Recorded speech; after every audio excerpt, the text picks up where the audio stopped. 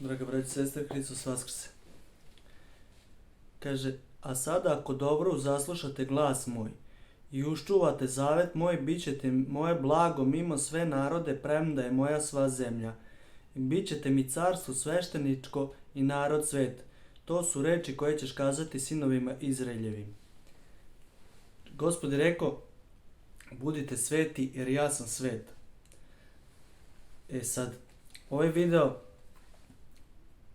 snimam za objašnjenje prošlog video snimka koji sam napravio o blagoslovima i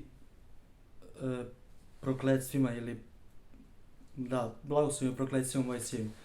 Zato što, kako tamo kaže, znači, ako zaslušate glas Gospoda Boga svojega, bit ćeš blagosloven i u polju, i na njivi, i plod zemlje tvoje, i plod utrobe tvoje, i plod goveda tvojih, i sve za što se prihvatiš rukom tvojim, bit će blagosloveno.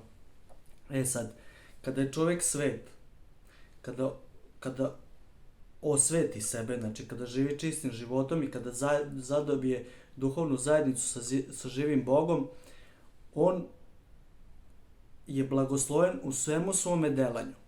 Znači, i sve čega god se prihvati u svom životu, on svojom zajednicu sa Bogom to osvećuje.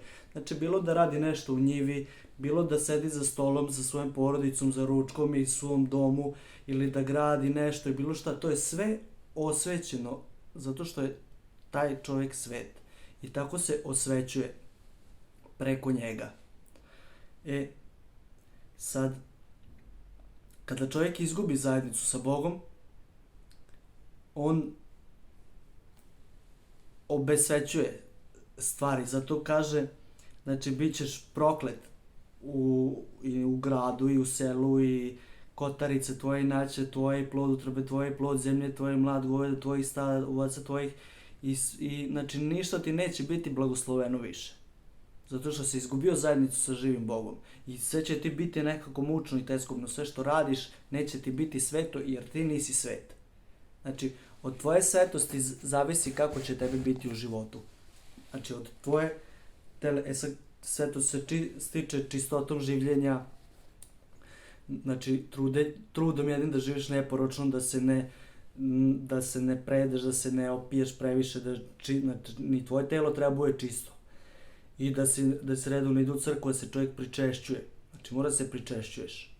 Znači, znam da mnogi neće postali, mora se biti u crkvi, mora se pričešćivati. Jer ta pričest je živi Bog s kojim mi treba stalno da održavamo vezu u našim životima. Sad, kao što kaže, davat ću vam kišu na vreme, evo sad je aktualna ta kiša i poplave u Srbiji, kaže, ako budeš zaslušao glas Gospoda Boga svoga i čuvao zapovesti njegove, davat ću ti kišu na vreme, a ako ne budeš, neću. Znači, sveti ljudi iz pravoslavne crkve, ne samo iz pravoslavne crkve, nego iz Starog Zaveta, na primjer, sveti prorok Ilija je mogao da molitvom da zaustavi kišu i da dozove kišu. I takvi su ljudi postali u Novom Zavetu. Na primjer, naš sveti Sava je mogao da prizove molitvom Bogu, znači ostvario zajednicu sa Bogom i molitvom Bogu je mogao da prizove kišu. Ima u njegovim žitijama kada je bio sa ugarskim kraljem Andrijom, da se pomolio da padne led, pošto je bilo veoma toplo, nije bilo leda i on se pomolio da padne led i posle toga se taj kralj Andrija prešao u pravoslavlje, čini mi se da je čak i postao i svet. Treba pročitati žitije Svetog Save, obavezno. I, znači, ako čovjek ili narod, mi kao narod, ako poremetimo mnogi od nas taj odnos sa Bogom, pa kao što znači, ti pojedinci mogli su da utiču tako na vreme, tako i mi kad poremetimo svoje odnose sa Bogom i mi remetimo i vreme i našu okolinu. I kaže otac Andrej u knjizi kakve su ti misli, takav ti je život. Kako naše misli negativne, kako sve to negativno što mi nosimo u sebi, znači što nismo osvećeni, kako to remeti i sve stvari oko nas. I zato kaže, znači sve oko tebe neće biti sveto, znači sve će ti da ne kažem biti prokleto, ali Stari Zavet je vrlo oštar. Znači sreća pa smo u Novom Zavetu i imamo Hristovu žrtvu da se kroz pokajanje vratimo i Bogu i sebi. Tako, draga braćo i sestre,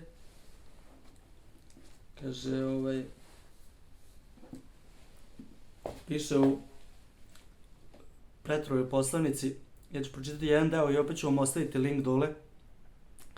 Kaže, i vi sami kao živo kamenje zidajte se u dom duhovni, sveštenstvo sveto, da biste prinosili žrtve duhovne, blagoprijatne Bogu kroz Isusa Hrista.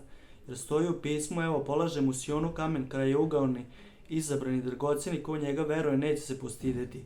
Vama je, dakle, koji verujete, čast onima koji se protave, kamen koji odbaciš zidari.